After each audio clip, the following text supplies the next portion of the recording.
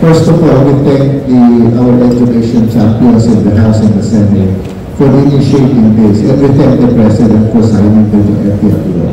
What's different with the new ETIAP law? Well, it expands ETIAP.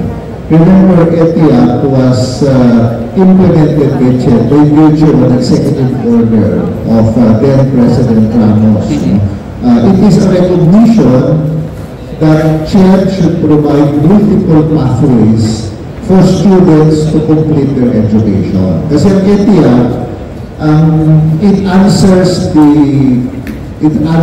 the problem of students who started university, did not finish university for one reason or another, maybe due to work, due to marriage, due to a career, but now want to get their credentials, and they go back, and the schools, the ETIAP authorized schools, do an assessment of their work experience and credit it so that they can finish.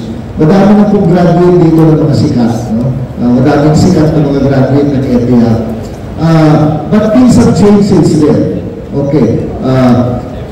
The new ETIAP law expands the coverage of ETIAP. For example, makakasama na dyan ang micro-credentials, makakasama na i-strengthen yung recognition ng work na ginawa mo.